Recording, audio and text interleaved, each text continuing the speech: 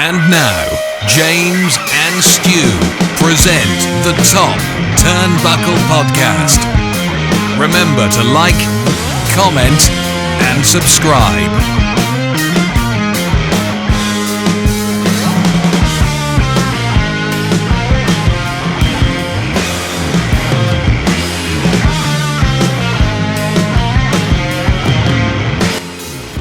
Hello, ladies and gentlemen, and welcome to the Top Turnbuckle Podcast with your hosts, myself, James. And me, Stu. Okay, so it's our pilot episode, and what we're going to do is we're going to start off with our top three wrestlers. Stu, do you want to start? Why not? So, kicking off on our first episode, as James has just said, we're going to go and delve back into our childhoods. Awesome. Get a nice bit of nostalgia kicking around, and hopefully we'll see whether you enjoy our top three picks. Do you want to start in reverse order? Yeah, go for it. Absolutely fine. So, for my first pick, in third place for me is quite a relative performer right now.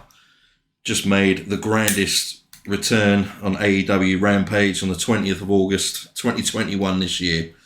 Personally, for me, I think it's one of the greatest returns modern wrestling history, and it's CM Punk.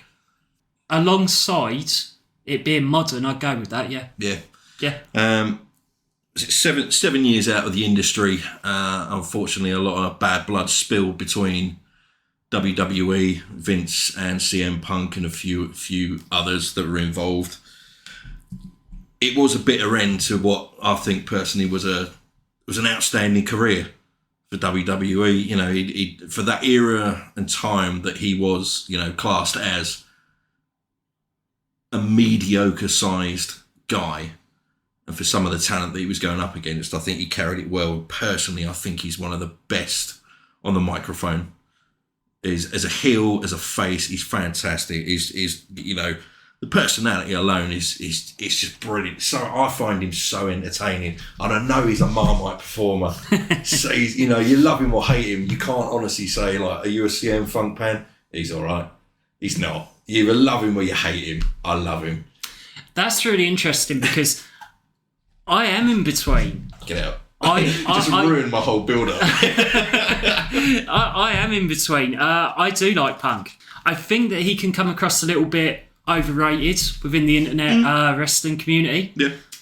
But in terms of a star, I don't know if I rate him as much as I rate Bryan Danielson. Yeah. Or Daniel Bryan. Depending or Daniel Bryan. I mean, obviously, recently we've had a change for Daniel Bryan to Bryan Danielson. Yeah, I don't know. I don't know with Punk. To me, I know this is going to sound really weird, but I think there's something missing. It's just personal. But in terms of CM Punk, I am a fan. Yeah. I am a fan. I do think that he's a great talent. So you want me to go next? For those who can't actually see that, my arms were raised right up in the air. I'm putting that down as I've converted you. End of. That's it. Done. Yeah. Well, no, I've always said to you, I do like Punk. Yeah. You know. I mean, you even like the stables that he had. I mean, the Straight Edge Society. All right, granted. They didn't do enough with it, did they? No. You know. They didn't do enough with it. They were worried about the controversy of religion and. But then you look at the feud he had as well with Chris Jericho, with the whole, you know, pouring. I don't know if you remember the pouring the bottle of Jack. That was savage, man. And obviously, you know, it's not a real bottle of Jack Daniels. It's tea or something like that. It's great. Nexus as well. Now, for me personally, I felt that what was his name? It was Wade Barrett. I felt that Wade Barrett was a better leader in Nexus. Controversial, I know. I felt that I could see both sides of that. I really am a massive fan within wrestling, and this is going to the audience as well, of things that make sense. And to me, Wade Barrett winning the original NXT, I suppose you'd call it a reality show. What would you call that? Yeah. You know, it's a load of crap, wasn't it, really? There's a debate for the listeners. You know, I felt that it was a good fit, Wade, and I felt he was good on the microphone. Yeah. Again, kind of derailed.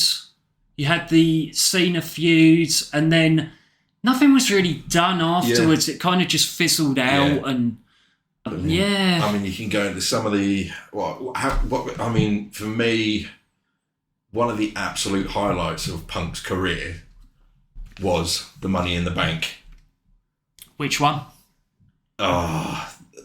He won it twice. When he left with the title. The match. The John Cena match. With Cena. Yeah. I think it was 2000... Oh, was it 2010? Might have. Oh, God, was it that long ago? Yeah, Jesus. Fucking hell. And we're in 2022. Yeah. Christ. That's got to be... And don't get me wrong, I mean, the pop the crowd did, and again, it was in his hometown, Chicago. Chicago. It's in Chicago. You know, you're going to have someone like him who is a massive fan base as a community. They, you know, hometown crowds love their own stars. But as far as Chicago goes, you know, I mean, you even had to see the signs in the background of that Money in the Bank match. If Cena wins, we riot. And I genuinely believe the fans probably would have destroyed that venue. But that whole build-up to, you know, Punk coming out. And two of my favourite theme tunes of all time belong to the same wrestler, which is Living Colour, Cult of Personality. I love that tune, but I am a massive, massive fan of Killswitch Engage. And I love his original This Fire. When that slide guitar riff kicks in, that crowd went utterly batshit crazy. As I say, I'm quite quiet on this subject because I am a CM Punk fan, but I've never really been that passionate. Never been that passionate. I really haven't. I've always seen him as a good talent. Yeah. I'm not sure I've ever seen him as the top guy. I think that's why I liked him. Yeah. Because he wasn't. And I know there was a personal feud between him and Triple H. You know, he was, you know, I mean, he even made the point of, in one of his little pipe bombs, as, was it Vince or Triple H that branded Eddie Guerrero a vanilla midget? I cannot remember that. Don't get me wrong, it was along those lines, but I'm pretty sure the words vanilla midget were used to describe Eddie Guerrero as not being a big guy to carry the show, and how fucking wrong they were. And he's never been afraid to tackle those subjects. And I think that was one of the biggest and scariest points of, you know, Punk's career with WWE, is they were terrified as to what he would say. Yeah. I don't know how to approach this because it's part of wrestling now. Yeah. Where the backstage element and the kayfabe and the dirt sheets and everything like that is, you know, so well known. Sometimes I feel that Punk plays up to that too much. Yeah. I'm more a fan of watching the actual product and not when we have promos, having promos about what's going on, the politics behind the scenes and everything like that. I enjoy it every so often. Yeah. But if it's a continual thing, I think, you know, you're playing on the obvious. The fans know what's going on. Yeah. You know, it's the modern era. Social media and the internet plays a massive part of it. We all know what's going on. Favourite Punk match?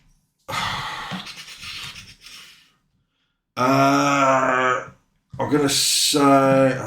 see, such a swatter. I had to write this down because I knew this was going to come up and I forget it. That was it. Ring of Honor, 2002, or no. It was, Ring of Honor. CM Punk and Samoa Joe match number 2. And it was fucking hell, you have done your research. Jesus fucking Christ. I know, you're shocked, didn't you? I wasn't expecting that fucking one. No, it was for the World Title Classic. Okay, it was, see, again, I had to do my notes and double check this out. It's the first time in 7 years that Dave Meltzer gave a 5-star review in North America. And the last time he gave a 5-star review, and this shows how long ago it was Undertaker versus HBK. Hell in a Cell? Yeah, Hell in a Cell, which was at Bad Blood 1997. Correct. I knew you'd know that bit. I know that without even needing any fucking notes, mate. It's either Samoa Joe or the match I've mentioned before. Yeah. Which was Hell in a Cell. I'm not a big... was that a Ring of Honor? Yeah, it was Ring of Honor. Was that his retirement match? Didn't he retire against Joe? I don't know. Oh God! See, that's the bit I didn't. I don't know. I don't know. I mean, see, clearly they built me up to being this massive punk fan, and I've just ballsed up right at the end. No, you haven't. To be honest with you, especially in Britain, you know, we don't get a lot of Ring of Honor here, and we do not get a lot of. I mean, AEW's hard to come by. Yeah, massively. Impact as well. It's very hard to get. You know, the closest thing we get to that in Britain is, you know, it's either a dodgy streaming site or your clips on YouTube. Yeah, I think there's somewhere called Fight TV, something really weird where you can go and get stuff. GCW's on there. GCW? Yeah. I only found out about GCW recently with Jeff Jarrett on fucking SmackDown. Oh, mine was Nick Gage being brought into AEW. Oh, okay. Cool. And that was the first point. I was like, who the fuck is this maniac? Yes, he is. He is. I mean, you know, if ever there was a guy who was up there for the whole King of the Death match thing, he's it. He is fucking hardcore. Hats off to him. He is absolutely fucking hardcore. Yeah. But Is this the guy that was on Dark Side of the Ring? Yeah. Yeah. Oh God, yeah. Yeah. That does not do him justice. That. Yeah, I know. But yeah. So that's my number 3 entry for my top 3 favourite wrestlers of all time. And so, James, let's go for your number 3. Okay, well, my third pick, and I haven't gone in any particular order. My third pick is someone who I think we're beginning to see being missed within the company massively, and I think that we all took him for granted, and that's The Undertaker. Good call. Now, good call. You know, think back when he debuts with Brother Love in 1990. You get that immediate hush from the crowds. Yeah. They build him up well.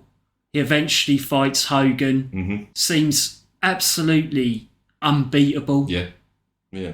And hats off to Mark Calloway. I mean, anybody could have been given that gimmick. And at the time, there were a lot of gimmicks being given. And they could have fucked that. They could have fucked that up. They could have really fucked that up. But in that era, you had some shocking gimmicks brought out. The mannerisms in the ring. I mean, if you go back and do yourself a favour and do this, if you go back and watch the evolution of The Undertaker, when he first starts, he is kind of like a zombie, the way he is. Oh, yeah. Just the way he moves. Completely void of emotion. But what's so fantastic about that is he's such a threat at the same time. Yeah. Because when you think of a zombie, you think of, well, someone will just beat the fuck out of him. Do you know what I mean? Yeah. But he's such a threat. Yeah. And the evolution, as you move on, you then... I mean, he comes in as a heel. He immediately changes to face. And I'm going to test everyone here because I believe that he turned face in a really mediocre way. I think he turned face because the Berserker, if anyone remembers the Berserker, do you remember the Viking? Yeah. Berserker. Used to walk around going, huss. Yeah. I think he fucking turns face because the Berserker went to attack him with a sword. Oh, I don't remember that. It's in the back of my mind, and I'm sure that is the reason that he turned face. All right. That everyone got behind him. Suddenly he was cheered because he was fighting the Berserker, and the Berserker actually... Because he used to come down as a Viking with a fucking shield and a sword. That's right, yeah. And the 2 horns as well. And he had Mr. Fuji with him. Yeah, I never understood that. Yeah, and Mr. Fuji, I believe, instructed Berserker to use the sword on The Undertaker. Oh, shit. And the crowd, they just suddenly organically started cheering. There it is. That's a little bit... That's a little bit for something for people to look up on. I think that's the reason. I certainly know that by WrestleMania 8 against Jake Roberts, who's being cheered. Yeah. Oh, yeah. I know. And Jake Roberts attacked... yours. Yeah, Jake Roberts attacked him. Do you remember? He put his fucking hand in the casket and smashed him with chest. But I don't think that's where he turns face. Right. But anyway... Going on back onto The Undertaker, we have to look at the longevity, the changes like you that said, he made. Evolutionary process of his... Yeah, I mean, even in the mid-90s, you look at, he was up against all these giants and he had to work his arse off to try and get something out of them. On that note, we are absolutely vetoing and voiding anything to do with the giant Gonzalez, because that was beyond fucking dreadful. Do you know where he come from? Somewhere that should never be remembered. He come from Argentina. He was a basketball player and he was picked up by WCW. If you want to go and have a look at some was he a basketball player? Because he could barely move around the ring. He was so stiff. Mate, you played for Argentina. Well, I've never heard the Argentinian basketball team. But anyway, he come from basketball and he was picked up, I believe, or the first time I saw him was in WCW's Elegante. Okay. And he was friends with Sting. Really? Yeah. Like in a really weird sort of faction, like face faction. I can't even remember who was in it. Is this Sting with like the bleach blonde hair? Oh, yeah. How's that going to work? Oh, don't ask me. I remember one time they had to have him handcuffed by ringside. What, the giant? Yeah. Really? Yeah, in a match. And he fucking got out of it somehow and helped Sting. It's another one of them like RoboCop. I don't know if anyone remembers that. Oh, let's not even go there. Well, there's a route for a topic to come up later on in life. So anyway, moving on with the Undertaker. Yeah, well, I've got a massive question to ask you about Undertaker as well. Right. Do it now. For his whole evolutionary process, and let's face it, there were so many different aspects to do with the Undertaker. We've got like the American Badass, the Ministry. I'm not going to bring them up now, by the way. I'm just going to let the Undertaker is such a legend. I think that most of our listeners are probably fans, and they do know the evolution of the Undertaker. God, my question is okay, and I know this is going to be tough because he has had a career like nobody else will ever have or will ever get. Yep. Can you pick out one match that stands out for you of The Undertaker over any else? It's going to be a shocker because it's going to go on my childhood. Yeah. And a lot of people shit on it, but the feud with Yokozuna, the casket match of the Royal Rumble. Good call. Yokozuna was absolutely unbeatable. Yeah. In that period, apart from a little silly thing that happened with Hulk Hogan at WrestleMania 9. He was absolutely unbeatable, and he come up against The Undertaker, and this is what I love about wrestling. You had these two characters, I think it was at the Survivor Series 93, and they suddenly met in the ring. And the whole crowd just goes, whoa, what the fuck? They both get DQ'd and counted out, I think, and then you go on to the Royal Rumble. They have this casket match where you really don't know. Massive as well. You really don't know which way it's going to go. I mean, the ending's a little bit hoo-ha. You know, you had 10 heels come in to help Yokozuna, and they stuffed The Undertaker in the casket. And I don't know if you remember, but he appears on the Titantron. Yeah. Do you remember that? And from inside the casket. Yeah. As a kid... Was that not the first time that they represented The Undertaker as dying? Yeah, I believe so. And then brought him back as like the dead man, basically. Yeah, I think so. Right. Yeah. I can't believe I remember that. I mean, don't get me wrong, I know that everyone's probably going to shit on that because they're going to go Shawn Michaels WrestleMania 25, the Bad Blood Hell in a Cell match with Shawn. Mankind, Hell in a Cell. Yeah, Mankind's Hell in a Cell, things like that. But we're talking about how it impacted us, and I think that when I was a kid watching that, I was so in awe of it. It was like, it was just fucking awesome. So I've got to be honest, mine is, I don't know, you of all people know I love Mick Foley. Oh yeah. He is. I do. The reason I didn't pick Mick Foley, by the way, guys, because I knew Stuart was going to fucking put it on there. Yeah, very true. You're just giving away my other pick. Sorry, you can go with that next. My absolute favourite Undertaker match was, personally, I think it was his worst character persona, which was as Big Evil. Yeah. But my favourite match that The Undertaker was part of was an episode of Smackdown. And I think you know where I'm going with this. You're going. Does it involve a ladder? It was the ladder match against Jeff Hardy. Yeah.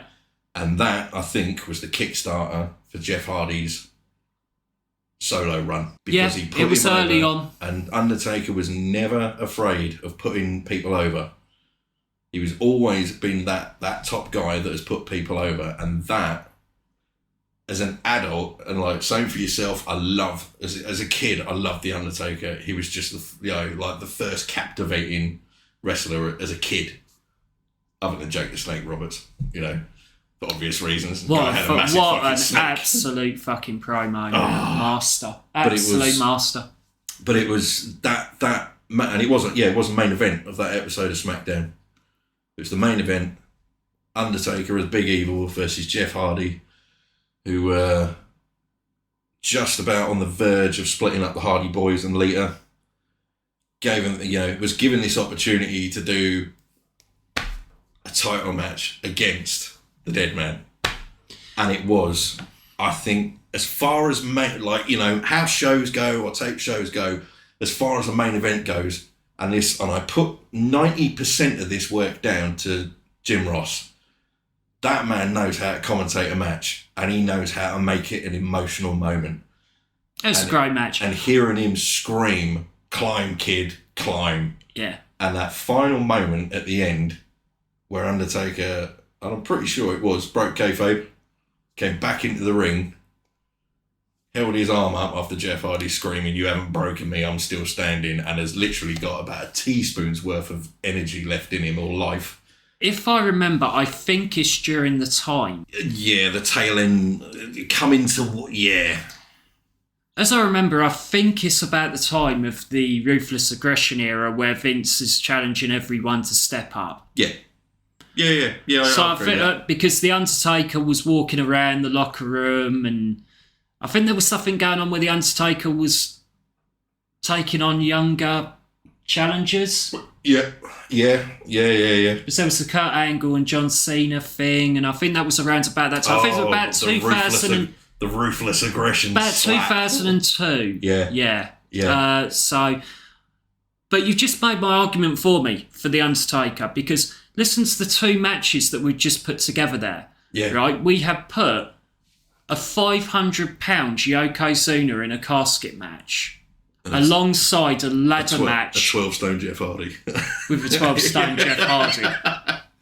Yeah. And that's the longevity. That's how... Yeah. Like you said, you've got two different aspects of the spectrum there. You've got Yokozuna, who's quite possibly one of the biggest guys, size-wise. Also one of the best big guys ever. Yeah, absolutely. Who was not an acrobatic guy. He was a powerhouse. He wasn't the quickest guy ever. But he was an unstoppable machine against Jeff Hardy, who's quite possibly one of the biggest risk takers. He's not got the greatest set of moves, but he is a high flyer. I don't know. You'll never get another one quite like him. To be fair, both of them, for that matter, for the styles they do, that's two totally different aspects that we've both looked at. Yeah. And it's all for the right reasons. And I knew this was going to be a tough question to ask you, and I'm genuinely fucking chuffed I did, because that's not the answer I was expecting. No, I tend to go on emotion with wrestling, and and exactly why I picked the Jeff Hardy match. Yeah, so I go Yokozuna on that. So awesome. Just to finish up with The Undertaker, I don't think I have to go through his evolution. I think it's pretty well known. All I'm going to say is he debuts in 1990 at the Survivor Series. He ends his career at WrestleMania 36. I know. He ends his career at WrestleMania 36 against AJ Styles in the Boneyard match. Unbelievable career. Yeah, like I said, you're never going to get anyone that's going to have that career, and I don't think there's ever going to be another one that will ever even come close to it. You can have all these, everyone else that's coming up that's got 14 titles, 15, 16, whatever records you want to break, longest running title holder of all time. Are they The Undertaker? No. Absolutely not. No way. Okay, so moving on to your second. My number two. Now, I had a bit of a tough time thinking about my number 3 because originally I had Bret the Hitman Hart, and I opted not to put him in there. You thought I was going to have him because James, I genuinely thought we'd pick him, so I wrote no notes at all. I haven't. However, my number 2 was quite easy, purely because of my choice for number 3. As I stated earlier, I love Punk on the mic. I think he's one of the best. However, he's not the best, and I've picked number 2, who is and will always be the best on the mic, in my opinion, which is Roddy Piper. Absolutely phenomenal talent. Do yourself a favour, everyone out there, and on YouTube there's a selection of Piper's Pit, a whole playlist, and the controversy for that time, and yeah. You know, what he did. There's a couple in there you're like, no, you can't do that. No, how you There's got one away where with... he cuts a midget's hair. Yeah. I can't remember Black the young... faces. Yeah. Oh, you can't... That's WrestleMania 6. Yeah, that's right. Yeah. That was never the intention, I don't No. think. I think the intention of that at WrestleMania 6, that was against Bad News Brown. That's right. The intention was to show that he was multicultural. Yes. However, yeah, the intentions were good. I'd like to say that we at Top Turnbuckle Podcast do not condone this behaviour whatsoever, but it was done with the best interest to show that he was multicultural. However, like most things from back in the 80s and 90s, time has not aged well, and now it just looks really bad. However, going to get to the highlights and the good parts. I'll be honest with you, just to interlude, I actually think he looks more like a Highlander than the stupid, unbelievably bad cosplay of William Wallace that's being done by one of my favourite wrestlers at the moment, Drew McIntyre. Yeah. What an absolute fuck up beyond fuck ups. You had Drew McIntyre as the ultimate badass. Yeah. Scottish psychopath era. You had him right there. Yeah. He does the 2020 Royal Rumble, the breakout. He is on top of the world, and then you have him come down as a William Wallace cosplay, WWE. Congratulations. which as a half Scotsman myself is it's bad. It is bad. But fingers crossed something can be pulled out. Something can be easily pulled out. Just bring him back in that black leather. Yeah, and bring just him back as a badass. Like he was. Yeah. Like with the black leather, like long coat and the fucking long black hair, again, looking down. Goes back to Piper. Yeah. You know, it's gone. How many times has he said you've got to be the toughest son of a bitch on the planet to start a fight in a skirt? You know, Bobby Heenan's favourite line, by the way, if you go back and listen to one of my favourite managers and commentators, Bobby Heenan, he just continuously rips on Piper for that skirt. It's just great. I mean, his in-ring work was, I think, massively underrated. I think genuinely he should have been given more opportunities and more titles than he genuinely deserved. I think at the time when the company itself, WWF, back in the day, were trying to push the likes of Hulk Hogan and Hulkamania and Macho Man, you know, people like that, you missed a golden opportunity there. Massive golden opportunity there. He, without a shadow of a doubt, is and will always be the best guy on a mic. You know, I mean, one of my favourite things he ever did was, as you know, and obviously the listeners don't know, I am a massive film fan. I am an absolute fanboy when it comes to movies. One of my favourite films of all time is They Live. I love They Live. And it is the best ad-lib, one of the best ad-libs ever, is I've come here to do two things, chew bubblegum and kick ass. And I'm all out of bubblegum. He fucking made that up on the spot. He's class. He's class. Brilliant. I don't agree. I actually don't agree that he's the best on the mic. I don't. For me, the best on the mic, and I'll always argue this, is Jake the Snake Roberts. Yeah, he's up there. He is up there. Go back, guys. Watch his promos on the Randy Savage feud. They are unbelievable. Yeah. They are the Attitude Era before the Attitude Era even exists. They are dark beyond words. Oh, God, yeah, he was dark. Yeah. He's absolutely hijacked my number 2 choice there. We can move on if you want, because Piper, for me, he is fantastic. He's a revolutionary. He's a rebel. He's just great. He's brilliant. I mean, like I said, the ad-lib from They Live is fantastic.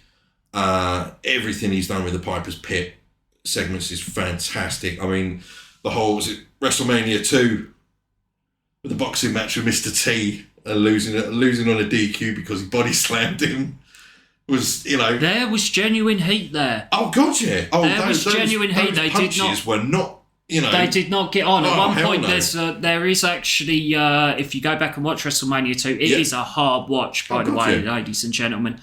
But there is a moment where the stole is thrown. I can't remember, but who does it? I can't remember if it was T or Piper, but it was done as a shoot. They really didn't like each other, those two. My absolute favourite match, and I know we've discussed this before, for Piper is the passing of the torch. It's WrestleMania 8, and it's Piper versus Bret Hart for the IC title. It's brilliant. The promo before it is brilliant. The setup for the match is brilliant. And just the movesets between the two were just so fluent. They worked superbly with each other. And I'm gutted they didn't do more with each other. Well, I think that was Piper ending that particular era within his career. Which is such a shame. Because he was, you know, I know he had his run with WCW. He came back with WWE, WWF a few times. It wasn't the same. I think going back to your point on him as a wrestler and the wrestling talent, I think this is a thing for today. Yeah. I don't think that always matters. Mm-hmm. If we look at the match at WrestleMania 8 between Bret, the emotion. Oh, it was I don't know if anyone remembers. Go back and watch the match. Bret gets busted open. Piper has an opportunity to beat him. He grabs the ring bell, holds the ring bell up in the air. He has audience in the palm of his hands. He's looking round, and then he decides, no, I'm not going to do it. And he loses with honour. Yeah, I'm not going to be that guy. Yeah, and that's the magic of being in that ring that's lost sometimes. Slowing things down. And you'll hear all the professionals talk about that. Slowing things down, letting the crowd absorb what's going on. It's like you said, the emotion in that match is sky high.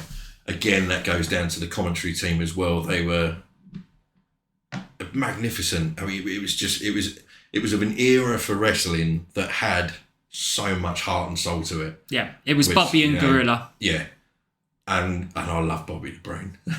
It's just brilliant. But that's always going to be my favourite match with Piper. It had everything. A little clue going up on the Facebook page. That has a little bit to do with the trivia question that is coming next week. Stay tuned. Yep. And stay focused on our social media pages. Okay, so your second choice is the Heartbreak Kid, Shawn Michaels. Who? The Heartbreak Kid, Never heard of Shawn him. Michaels. Never heard of him. Is he a big star? Cool. for me, if it wasn't for Shawn Michaels, you wouldn't have had an Attitude Era. Very true. Very true. Go back and look at 1995 to 1996, where you lose Bret Hart. Mm-hmm. He goes off and does that Cowboy show after WrestleMania, after the after the Iron Man match. Yeah. You lose Diesel, Razor. Kevin Nash, and then you lose Razor to WCW. However you want to call him. And all in this time, you have Shawn Michaels carrying the bag. Really, I mean, who on earth would have been able to keep everything going? Yeah, see, we discussed before we started recording. We did sit down and discuss this. So our responses to each other, we knew what was coming, and we did talk about this for some time. The thing with Shawn Michaels is that in 96, he was on an absolute another level. Oh, yeah. Go back and watch his matches, his timing, his fluidness in the ring. It's when he had charisma. Yeah, I mean, it's not for everyone. Mm. You know, the way that he was portrayed, he kind of looked gay, didn't he? Let's be honest. Let's be honest. We're not homophobic here. They dolled him up to look as feminine as possible. I mean, he wasn't a big hit with the actual male demographic, really, was he? But if you look at his in-ring work, how he carried that period where there was no one. There was literally no one. Like you said earlier, all the top guys were gone. All the top guys of that era, who they had built as the new generation. Yeah. You had Kevin Nash. You had Scott Hall. The clique, basically. Yeah, pretty much. Yeah. But without them. So, out of curiosity, who? Because I would like to state this for the record. James is like Wikipedia when it comes to wrestling. I'm a fanboy. This man is Wikipedia. Who was left at that time? I mean, what, from a babyface and heel standpoint? I mean, either or, You've got an up and coming Triple H. You've got an up and coming Mankind. Right. You've got the 1, 2, 3 kid. He's still there. So, is he really? Yeah, he's still there, but he's turned heel and he's about to go. He's about to go to WCW. You've got Owen Hart. You've got the British Bulldog. You've got Vader. Yep. Oh, really? Yeah. Oh, yes. No, I remember that. Yeah, the incident with them two. What you've got to look at, guys, and I'm not trying to sell you on this. This is my personal opinions. I don't care if you agree with it or not, quite frankly. We're all entitled to our own opinions. Yeah. This is just ours, but we would like to hear what yours are. After he has the Iron Man match, he has a no-holds-barred match. I think it is In Your House. Let's test my memory. It's Under In Your House. Yeah. Under pressure now. Fucking hell. I think I've bigged you up. I think, and everyone's probably going to look now. I think it's In Your House 7. Phone out and go look this quick. I think it's In Your House 7, and it's Good Friends, Better Enemies. He has an absolutely unbelievable match with Diesel. Unbelievable match. Go back and watch that match. It's fantastic. Oh. It's the one where at one point Michaels goes through the table and there's a false leg involved. Oh, do you remember that? It's Mad Dog for Shawn's leg. I have watched that. It's a fantastic match. Oh, Christ, yeah. No, I remember that now. Yeah. Then we move forward. The British Bulldog is not the greatest draw. He has a fantastic 2 matches. I think it's In Your House 8. Yeah. And then he goes on to King of the Ring. Steve Austin's in the background, remember, at the moment. He's only just beginning to become Stone Cold. So he's not there yet. Right. And then you've got Mankind, Mind Games. One of the most underrated matches ever. It is unbelievable. Again, go back and watch that. I think it's In Your House 10. As me and James discussed this before we started recording, and as I no doubt you'll hear me say this many times, and I'm pretty sure every topic that we cover, my choice is going to have a Mankind or a Dude Love or a Cactus Well, I think that I'll be honest with you, I'm the same. There's very little of Mick Foley that I didn't enjoy. I can't think of a match that didn't entertain me. Yeah. I can think of one, which was a triple threat match, I believe it was a cage match, and I think it was either at, I want to say Breakdown. Right. Or Judgment Day in 1998, and it was Ken Shamrock and The Rock. And I didn't really enjoy that match. But that's what I'm saying. That's the only match I can think of in my head. But yeah, like you said, Mind Games, Mankind, and this was Mankind when he was a heel. That match is It's insane because you've got two completely different styles. It's chaotic. Michaels, I think what everyone has to remember is Michaels is a small guy and he's so talented that when he's in that ring, you don't think of him as a small guy. Yeah. You imagine a Rey Mysterio going up against a Psycho Sid. Yeah. Or a Diesel. Yeah. I'm not so... obviously, Rey Mysterio's smaller than Shawn Michaels, but not by much. No. Then we go in to the Attitude Era. The originator with Triple H of DX. The originator of that. Yeah. Easily one of the greatest stables of all time. Then Definitely he goes the away. most entertaining stable of all time, that's for sure. Yeah.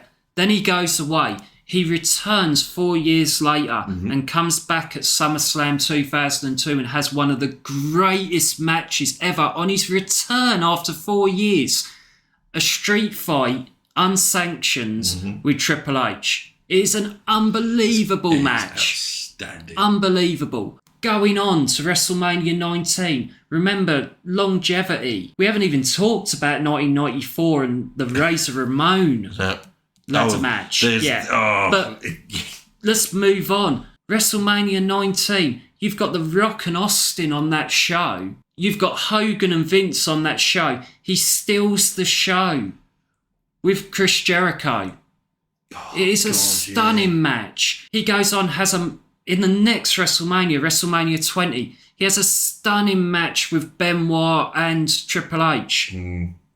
Which doesn't obviously get talked about that much now. Yeah. Moving on from there, he goes on and he has the match with Kurt Angle, which is one of the greatest matches of all time. I'm so glad you brought that up. That is out of this world. Here's my argument. I'm turning you, aren't I? Right? 22. Vince is old. Vince has never been good in the ring. He has the greatest match with Vince at 22. Was that the Street Fight? Street Fight, that's it. Yeah. It's the one when he jumps off the fucking Great Ladder. It's about 20 foot. Elbow stroke with it when he's in the trash can. Yeah, and he had the trash can that's on right. Yeah. It's a great match. It's brilliant. And then moving on from there, I'm sorry, I'm a huge Shawn Michaels fan. Yeah, you want to write all this down? 23. He is in the main event. He schools John Cena through that match. It is stunning. Oh, yeah. Moving on to 24. He carries Ric Flair. Some people say the greatest of all time in an emotional match, in a retirement match. He does the famous I love you. I'm sorry. And then we're just going an emotional moment. Yeah. We're just going on WrestleMania here, guys. Then to finish his career, he has probably his best matches against The Undertaker. See, this is the point I was waiting for you to get to. Yeah. That build-up. Yeah, he has... It started off with the Elimination Chamber? Or... Well, the first one was just a normal match. The first one was... It was sort of built as Shawn was the light and The Undertaker was dark. Do you remember? Yeah. He come down with the light. Yeah, that's right. He come down dressed as The Undertaker, but in white as his entrance. Yeah, that's it. The second one was the retirement. That's it. And The Undertaker refused to fight him, and he got desperate. He got desperate. He tried to pee him off as much as physically possible to the point where he went, "Fine, you want it, you got it." And then you move The Undertaker, his streak versus career, and The Undertaker wins. Yeah. The Undertaker was my other choice, even in this match. And then... and all interlinked somehow. See? I'll tell you what, my number one is unoriginal as fuck. Don't worry, mate. You've ruined one of my other picks, so you know what's coming next. Yeah, I think I've said enough about Shawn Michaels. Love him or hate him, which a lot of people hate him. He was a pain in the arse early on. Mm-hmm. You cannot deny talent. So much like what you said about Punk when I said he's a Marmite, you love him or hate him. I'll be honest with Michaels, I'm in the middle on that one. I think he's got a legacy where, and I think he was aware of that when he came back, that he had a deplorable legacy of backstage politicking and just being a complete and utter arsehole to people. Yeah, it is. Yeah, it's quite well documented that the whole, the clique. But at the same time, I just want to say this: does Hulk Hogan not have that legacy? Oh, let's not even go there. Let's save that for another one. I'm just saying, No, because, I know. I totally get that. I really do. I mean, I think the only does the Ultimate Warrior not have that legacy? True. There's very the only massive issue I ever had with Shawn Michaels, and I am a massive fan of him when he was in WCW, was Vader. Yeah. And we all know that Vader was a stiff jobber. I'm not a fan of Vader's work because I know that he took liberties with people. Yeah. And I will see both sides of it. And I'd have loved to have seen him have a massive I know where you're going to go with this. You're going to go where apparently buried Vader. Yeah. I'm not too sure. How true that is, I don't know. That's with all the heat that he got in the early days with the clique. And that's what I'm saying. He's always going to have to deal with that sort of situation. Controversy follows controversy. Absolutely. And that's the major issue there. Okay, so I'm done with Shawn Michaels. Right. Mr. WrestleMania, by the way, remember, guys? You just had the whole rundown. Mr. WrestleMania. Yep. So, and as we all know, this is my final pick. My number one absolute favourite wrestler of all time, still is to this day, always has been as a kid, is Mick Foley. Yeah, and I have to say, he is not on my list because I knew that Stu was going to pick him. Shame on you. Yeah. It's as simple as that. What can you say? This is a man who put his heart, soul, and body, as we all know, on the line in as many different continents as physically possible. I mean, if any of you have never seen the work he did in New Japan Pro Wrestling, it is amazing. It's absolutely amazing. What are we talking about? We talk about the death match? Yes. Okay. His death match work was fantastic. His work as Cactus Jack in WCW, which is the first time I ever saw a glimpse of Mick Foley on a TV screen back in the days of, what was it on, ITV at 2:00 in the morning. Oh my God. My dad used to tape that for me. I know. Because I even got didn't you used to come around and fucking watch it? Yeah. I went to the point where my mum and stepdad finally bought a VHS, because that is how old we are. And I started getting my mum and my stepdad to record it for me, and my stepdad used to sit and watch it with me a little bit. I remember back then, right? This is how... Sometimes we have to remember how we were as kids. My favourite wrestler back then was Heavy Metal Van Hammer. Do you remember him? He used to come down with like a fucking guitar and stuff, and his finishing move was he used to bounce them off the ropes and do a suplex. No. So he used to put someone up in a suplex, bounce them off of the ropes, and then suplex. I don't even remember. I know I've seen that move before, but I don't recognise that name at all. Yeah, it's just how things affect you as a kid. That's a YouTube video for later. Okay. But see, I mean, in that... It's not fucking good, mate. Well, thanks for building that up for me. But yeah, that's my earliest recollection of Mick Foley as a kid. I mean, God, we must have been 8, 9, 10 years old possibly at that time, is seeing him on WCW. Don't even know what that show would have been called. I don't remember, but I do remember a show straight after it called Get Stuffed. Yeah, I had that on one of my tapes, didn't I? Yeah. Do you remember that I used to have this really weird shit on at night? Yeah. Sorry to go on a tangent, guys. But back in the day, they used to, like, nighttime TV wasn't repeats. It was, like, really bad. Yeah. What you would call sort of like American cable access. It was like a cookery show. Yeah, the guy got nettles, didn't he? And fucking blended them up. It was like a cookery show for pissheads. Yeah, it was fucking crap. So the basis of this show was, I don't know how we... Well, I apologise for getting off of it. Yeah, I remember it as well. No, we're reminiscing ourselves. So don't... And they had...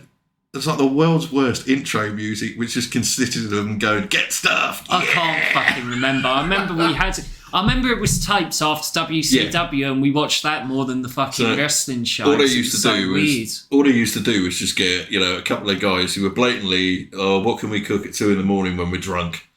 And that's it. That was literally it. And it was quite possibly some of the worst looking food ever. Anyway. That one was Nettle soup. He went out and he I do remember one picked a load. I'm pretty sure I saw one with dog food. Fuck knows. I can't remember. Anyway, getting back to it, my love of Mick Foley is just magnificent. He is. If ever I got the chance to meet the guy, I'm pretty sure I would fanboy the hell out of him and just hug him and go, "I love you." I have met him so much, you bastard, you arse. Well, that's just ruined everything for me. Sorry. That's all right. You know I've got his autograph. Yes, I know. I've seen it and I'm massively jealous. He's... to me, he's just... I think what... My love stems from Mick Foley of he is the greatest underdog ever. A prime example is... Be careful where you go with it, because remember the next topic. I just want to say that I'm not in the least on your back. Right. In my opinion, I know that can be an argument. That's so very true. Very true. In my opinion, that is. In my opinion, I think he's the world's greatest. He's the world's best wrestling underdog. He's even said it himself on his greatest hits and misses DVD. I love that. There's a segment on there where he's comparing a video of himself in his early days jumping off the ring apron to drop a big elbow through. Oh, yeah. And he's in, as he says, I'm in the best condition of my life. And then 8 or 9 years later, he does the same and just goes, look at Foley go, and barely makes it. I don't care. I love the guy. He's brilliant. He's not, a stereotypical wrestler to look at. He's not one of these big, muscly guys, and that's not to doubt his fitness levels at all, because his matches were enduring. Is that missing today? Massively. Yeah. Massively. He is one of the greatest creative minds in wrestling. I know not everyone loves the character, but, dude love. I do. I think he's brilliant, It's just fantastic. You look at the different comparisons of characters he's done. Mankind, for a prime example, started off as a heel, and it got to the point where the crowd absolutely adored him, and he became one of the biggest faces of that Attitude Era. Not the biggest face, but one of the biggest faces. And even to the point where we go back to, as we were talking about earlier, with the whole WCW thing making the biggest career balls up ever of announcing that Mankind wins the title against The Rock. Poor Tony Schiavone. Wow. That was an Eric Bischoff call. Absolutely. And it was a career killer. I have nothing to add to this, by the way. I totally agree. I totally agree. I if anything, I could add to it. I mean, it's, the promos, Kane Dewey. Mate, CW, Tommy Dreamer. There it is. Yeah. Kane Dewey written down. The Tommy Dreamer that is promos. So emotional. He's just and like I said earlier, entertainment factor. Yeah. When you watch his matches, you're never bored. No. You always want to see them. And it isn't just hardcore stuff. Yeah. I think that's what he gets so intertwined with. He's a hardcore legend. All he could do was be a stuntman. That is absolute bollocks. Go back and watch his matches with Steve Austin in 1998. And I absolutely could not agree more. And I love the Kane Dewey promo. I do. It is, in my opinion, it is the best promo he ever did. I watched my second favourite one yesterday, which was the build-up to the Royal Rumble Street Fight with Triple H, when he unveiled... when Mankind was hit with the ring bell. Yeah, when they had the fake Mankind in the ring with Triple H and Stephanie McMahon. They built up... I think you know the guy. Yeah. Yeah. That was built up fantastically. And that's what's missing today. I will be honest, I did not see that coming. because I never in a million years thought I'd ever see a day where Cactus Jack is brought in as a main character for WWF, because that character is just wild, absolutely wild. And again, Mick Foley had mentioned it on his DVD. You know, I think you know his name. Ripped the shirt open. He said Triple H could have buried me by going. No, Triple H made it. Oh, Triple H made it in the ring. Another person who's seriously underrated. Oh, massively, massively.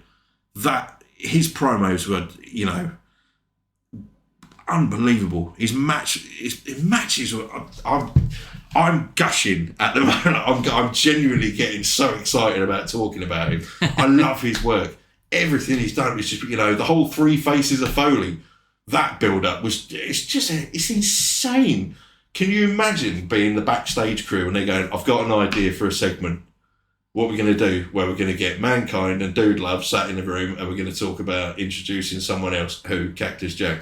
Stop right there, Mick. That's all 3 of you. Yeah, make it work.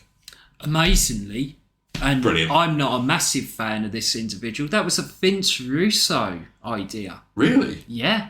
Jesus. Shocker, isn't it? So he does have some good ideas. Or one. Well, as long as he's got a filter, I suppose. Jesus. Would you mean like someone hitting a buzzer going, bullshit, stop. Yeah. Less said about that tit the better, to be fair. Okay, so I go on to my number 1, do I?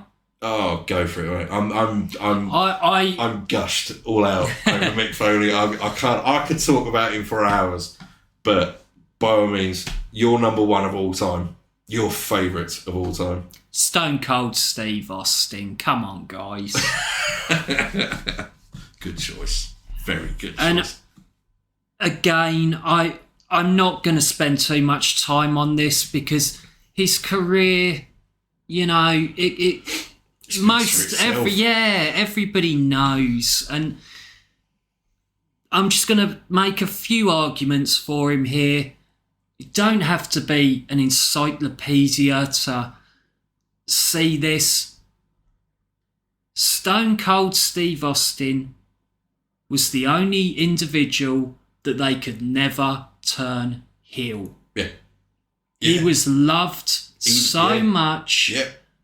And so over that they were doing things like, I mean, I don't think they show this anymore. I know that it's not on the network, but I remember they were trying to get over so much that him and Triple H give Lita 20 chair shots in the middle of the ring, and people were cheering it. Yeah. Oh, because it was Austin doing it, they were just cheering it. They were like going crazy. The power trip? Yeah, the 2-man power trip. That was it. Oh, God, yeah, I'd forgotten all about that. Jesus, when no you wonder look, her back and her neck's fucked. I mean, people talk about Hogan, and yes, Hogan longevity. Meh. You've got to give him his due. I'm the same. I'm not a mega fan, but you've got to give him his due. I'm not a fan at all. But Steve Austin, universally, is the most over WWE superstar of all time, or WWF superstar of all time. And who'd have thought one of the best podcasters of all time as well?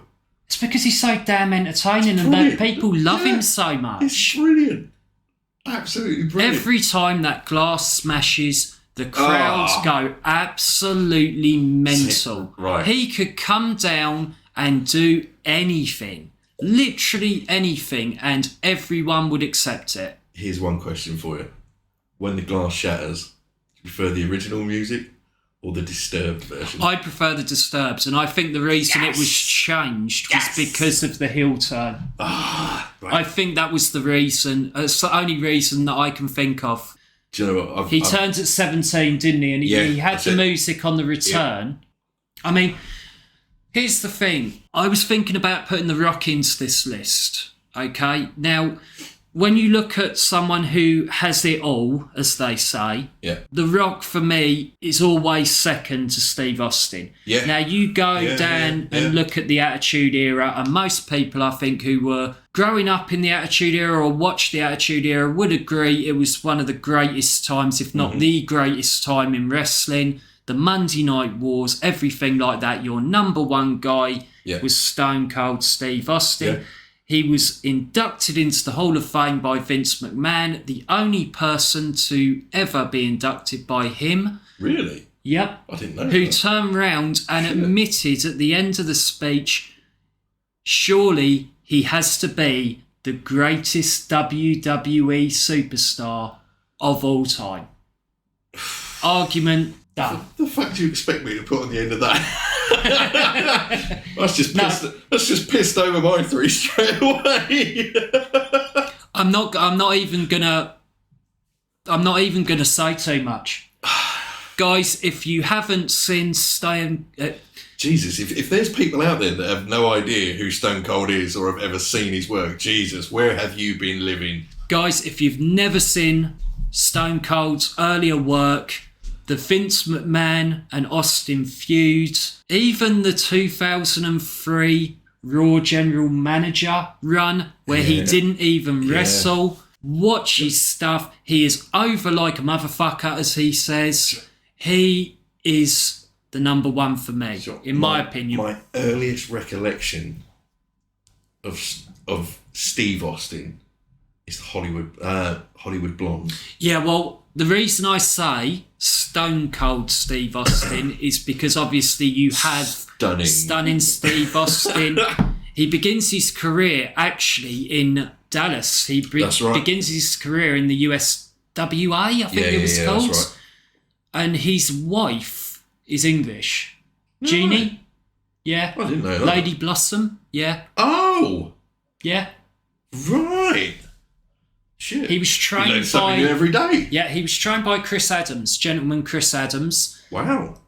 Who was the ex-husband of Lady Blossom. Wow. They ended up getting in a feud and she was involved. It was really strange. See, I definitely wasn't wrong when I said you are Wikipedia for this. I'm not gonna say anything. You know, I mean, the thing is, if you're that big of a nerd, I'm not sure if it's a good thing or a bad thing, to be honest. There are worse things in life to be a nerd over, to be fair. Yep. Way worse things. Okay, so that is our top three. Oh, please, on Facebook, guys, tell us your top three. We are not doing a Mount Rushmore here. Oh God, no. We're not arguing with you that they are the best and they're the best of all time of everything. It's personal. It's just our personal picks. We're not stating that my guys are better than James's guys or James's guys better than mine. And I could have been an arsehole here and I could have put Bruno Sammartino, Pedro Morales. We could have gone for the obvious. Superstar Billy Graham. Yeah.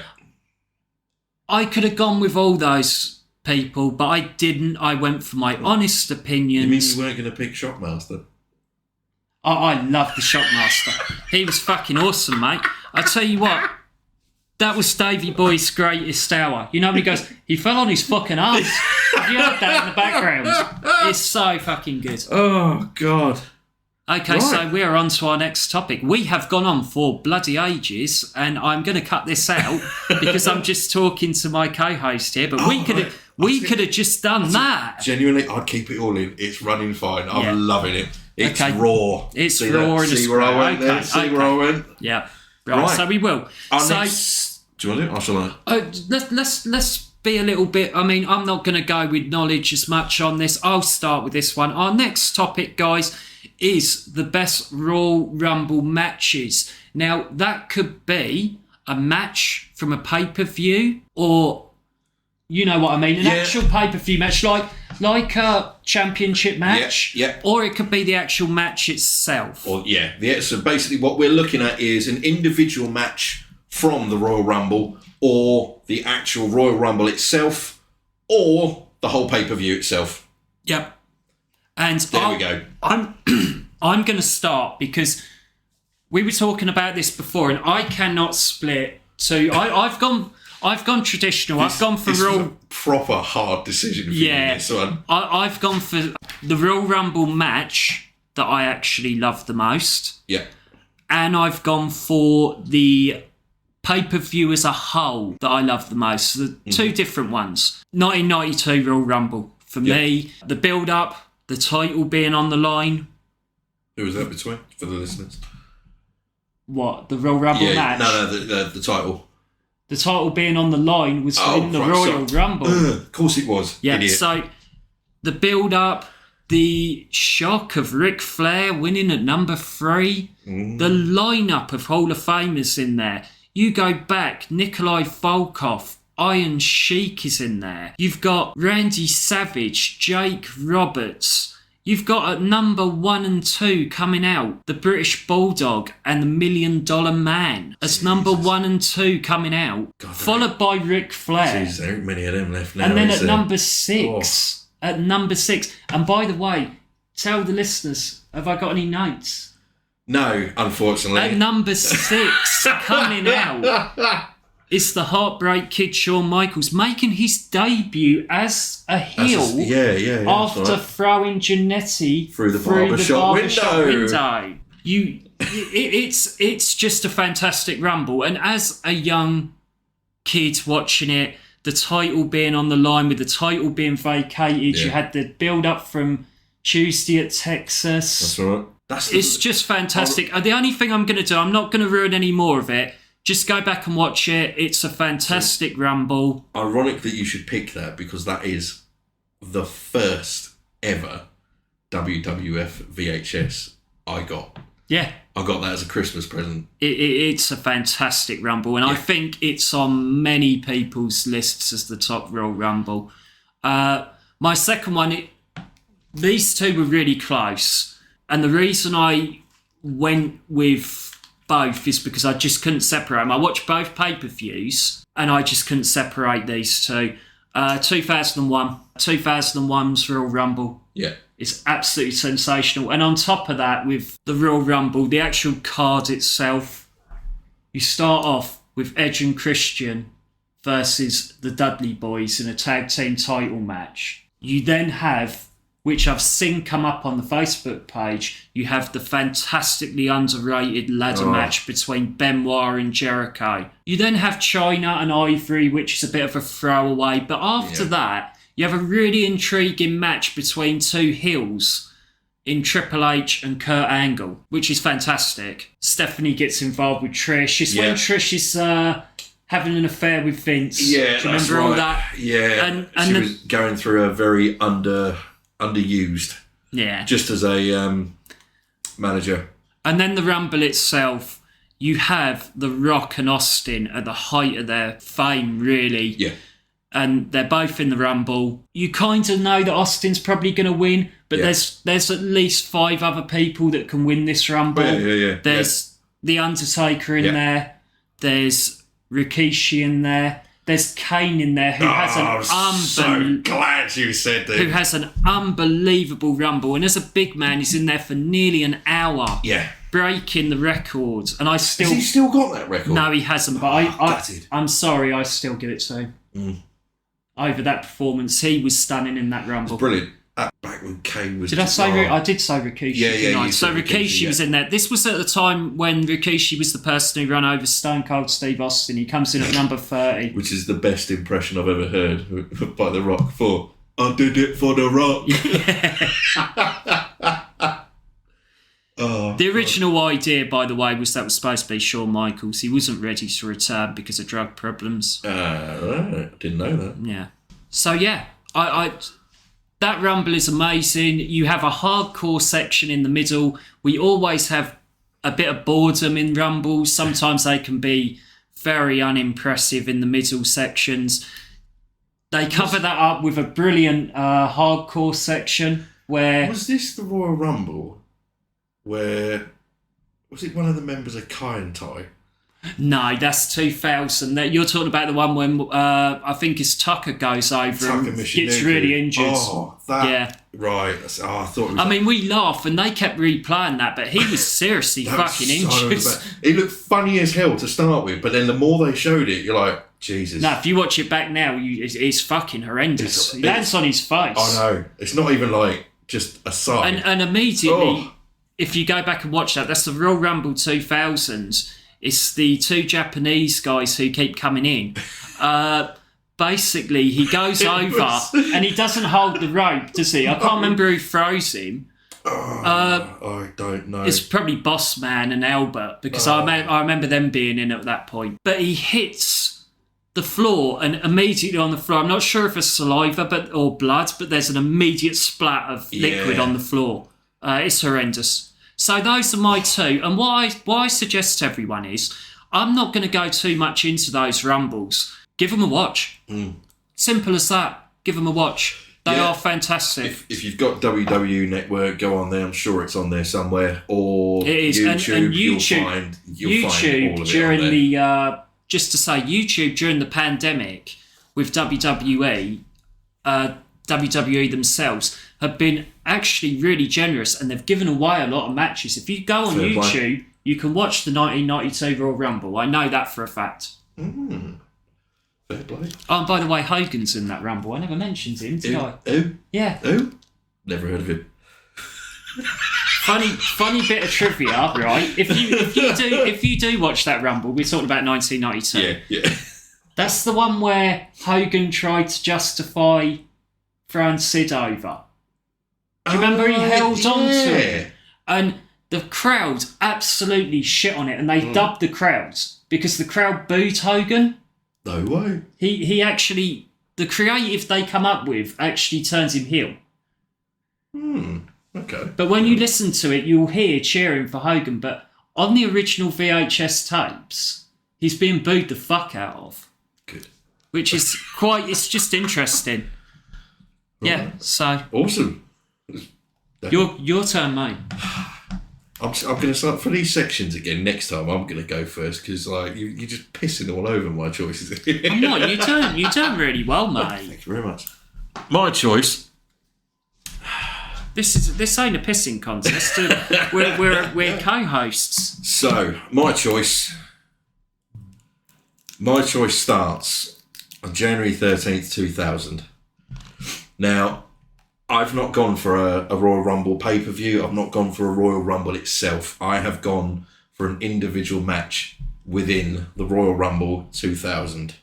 And that is starting on an episode of SmackDown, January 13th, 2000. And it is the promo between Mankind, Triple H, Stephanie McMahon, and the fake Mankind. Which is why I give you the cue earlier to stop talking. Absolutely. Once again, Stewie's gone back to Mankind and Mick Foley and everything else to do with Foley. Again, it goes back to, as I stated earlier, Mick Foley's promos are second to none. I think he's just absolutely fantastic. But it was a moment going in and building up the street fight of Mankind versus Triple H, and Mankind deeming himself not worthy to be an opponent. And I even wrote this down, a direct quote of that promo was, "The fans deserve a substitute. And I think you know him pretty damn well."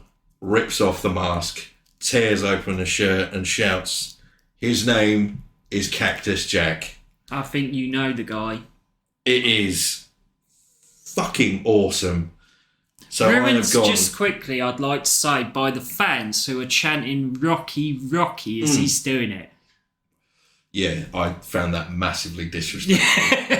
I know The Rock was like the over guy at the time, but fuck you, this is Mick Foley and Triple H, So yeah, my choice is Royal Rumble 2000, the street fight at Madison Square Garden for the WWF title.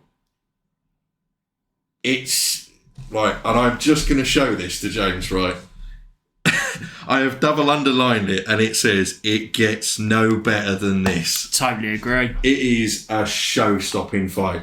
Totally agree. It's got, I just want to say as well, just interjecting, let's give Triple H his props in there. I had every intention of. Yeah, because it is just Triple H has always been seen by everyone as he's the boss's son-in-law or whatever. He was already fucking over before he was with Stephanie. This is one of the guys the from argument. DX, for Christ's sake. Yeah, he was over. You know, even when he was going through his Hunter Hearst Helmsley era, he was still over.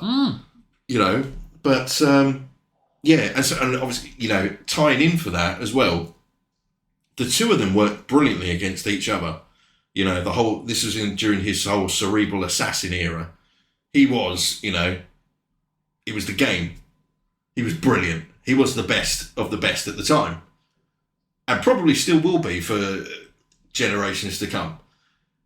Mick Foley is not a wrestler in the same style as Triple H. They worked so hard and so well together. And also the fact that Triple H was seriously fucking injured during that match. The pallet. Yeah, a wooden pallet that had split and impaled his calf. Have you ever actually seen that up close? It's like a bullet wound. Oh, it's fucking horrendous. So, it's on the VHS tape. So I don't know if any of you aren't aware of this. So basically what happened, there was a segment where, was it before or after Mick was handcuffed? I can't remember. All I remember is before, because The Rock came out. Yeah, they're fighting in the R-Way. And I think it's quite early fucking on. The thing is, that match is so good that I can't actually remember how it goes. And so basically they were tussling in the R-Way, just as, you know, this was like the stupid folded double doors thing that they had during that Rumble, which I've never understood why they've had folded doors. It just looks dumb. Well, it was fucking sheet metal, wasn't it? Something like that. It was that stuff that when we were sitting, I mean, you guys probably won't. This is between me and anyone who's in Sudbury. It's that stuff that's down Acton Lane. You know that. You know that corrugated fucking metal stuff that we used to run our hands across. Makes a noise when you run your arm across it or something. No, in Sudbury, it's still probably there. Sorry, but I know I'm going to get shit for that, but I don't care. Fine, fuck it. I'm leaving it in as well. Good. So. Yeah, so basically there's a bit of a tussle, and I don't know if that piece of the pallet was broken to start with or became broken during a tussle. I think it was broken. A section of it sticks up, and he suplexes him over, and it's so sharp. You see his reaction immediately. He holds his hands up, almost like he's doing a bench press, but like this. I mean, obviously they can't see me, but you know, like that, and you can see the pain. His back arches. Oh, yeah, it's fucking horrible. It looked awful, and that wound was pissing out with blood the whole time. Oh, and there's a good 20 odd minutes afterwards. That's a long match, and that's what I'm saying about Mick Foley and his matches. They're all so entertaining. You never think and look at the clock. And you know when you're up late and you watch these fucking pay-per-views now, you look at the clock and you think... You've been looking at the clock and looking at the time on your phone going, oh... You think, when's the main event coming on for fuck's sake? Crown Jewel! Yeah. But, yeah, again, I'm going back to my notes, and like I've put in here, the promo is a masterpiece. Yep. Match is a classic. And I've listed off a few things. Thumbtacks. I have never seen so many thumbtacks in one match. That's quite possibly the biggest bang I've ever seen. But it's done the right way. The barbed wire 2x4, the use of the announce tables, the ring stairs, the handcuffs, and again Triple H impaling his leg on a wooden pallet, and JR's commentary is just fucking brilliant. Also, one thing that I say which is really, really important for me in wrestling, in my opinion, the handcuffs, we have to remember Royal Rumble 99. I know exactly where you're going with this. So, you know, I won't get into it, but they were used a year earlier. Yeah. Oh, yeah. So the creative thought was there to show we might be going down the same road here. And to correct it. Which is funny because literally if you watch the Royal Rumble, the R-Way is a road. Yeah, very true. Very true. It's at Madison Square Garden, isn't it? The Smackdown show before was at Madison Square Garden. I think the 2000... Check this out for us, guys. I think the Royal Rumble was at Madison Square Garden. Definitely was. Yeah. Yeah. I did my homework. It had the taxi. Yeah, that's right. Yeah. Yeah. It is... like I said, I think it's a classic. It's an absolute classic match. I mean, it was... I'm pretty sure it was how it ended with, obviously, Mick losing. But it didn't end there. I love it. Absolutely love it. And again, it's just the ferociousness of the match itself is just, it's brutal. It's not the longest match in the world, but the back and forth between Triple H and Mankind, and obviously Stephanie as well, trying to get involved in it, it's unbelievable. I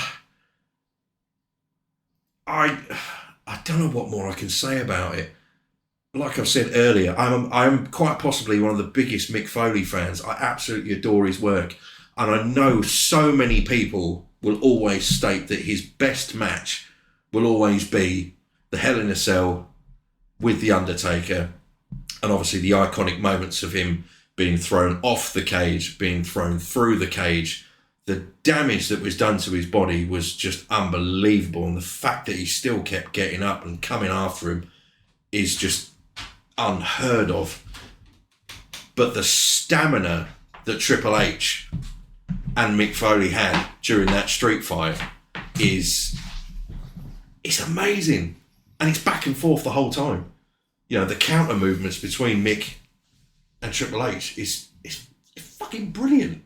It's absolutely brilliant. I just want to interlude, because we are going to keep this in, and we are going to keep this in Raw, even if we make mistakes or however this comes out, we are going to keep this in Raw. I just want to applaud my co-host Stu for doing such a fucking fantastic job of carrying on while I needed to go for a piss break. I motioned to him, I was bursting for a fucking piss, mate. I'm telling you, I needed to go. Thank you very much. Fantastic job. I could hear you from up there. Oh, cheers. Mate. Brilliant. Well done. So that's me done for my, favourite Royal Rumble pick. I think our next segment is... Well, let's just say to everyone out there... Oh, yeah. Please, on Facebook, on our page, let us know. Let us know what your favourite Rumble matches are, the Rumble itself. We've got a Facebook page. We're on Twitter as well, which is Top Turnbuckle Podcast. We're on Instagram also at Top Turnbuckle Podcast.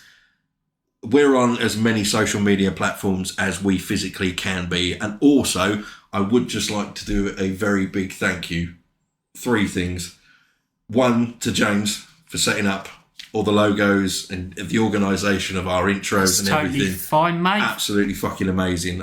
It's been brilliant.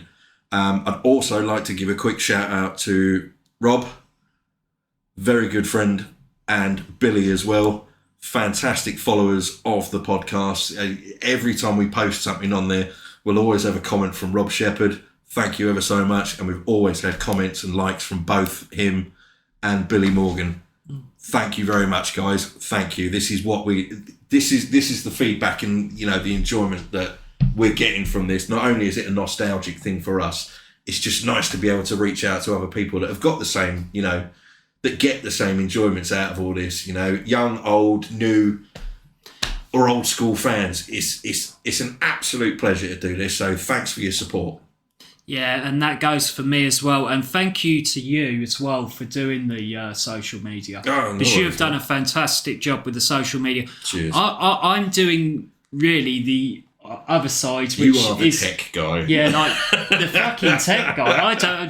We've got a microphone here, and we don't even know if it's fucking on. We'll find out. We're just shooting the shit, guys. We are not doing this professionally. We are doing this for the love of it. We are doing it to reminisce and also to have a good time with you guys.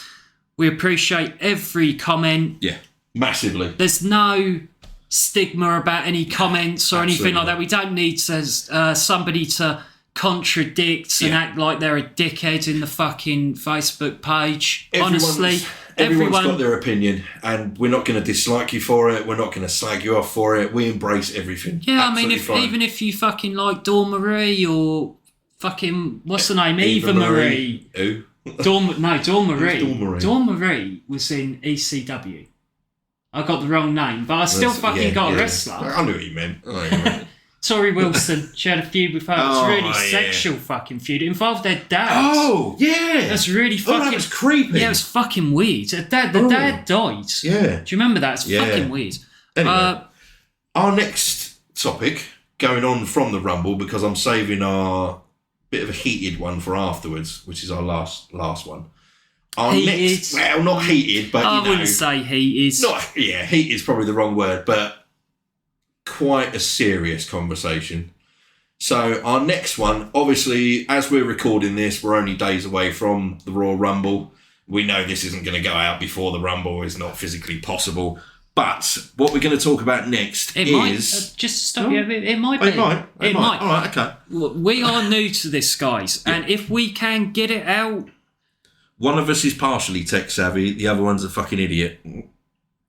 Are you partially tech savvy? I'm the idiot. I'm the fucking idiot, you know? All right, we're both fucking idiots. All right, we're both fucking idiots, guys, yeah? Well, I'm all right with that.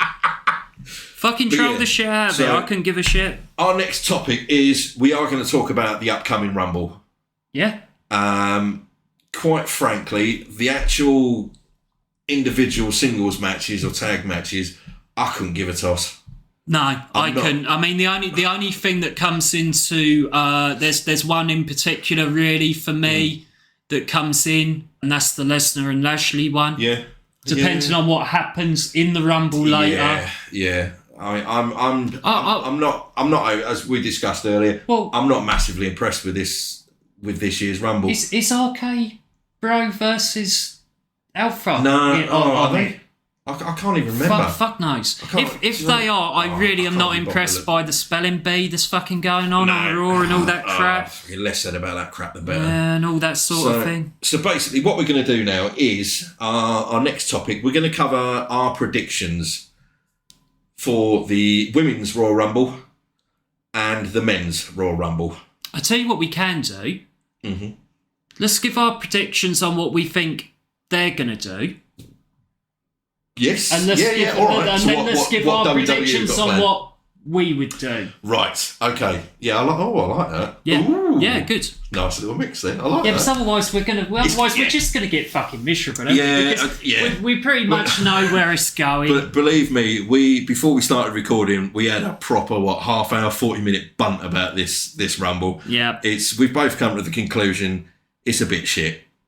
Pretty much. Yeah, it's a bit shit. I mean, let's be honest, they booked themselves into a corner, especially on the male side of the event. I mean, I'll start, there's only really one place that they're probably going to go, and we're either going to have Reigns or Lesnar win the Royal Rumble. Yeah.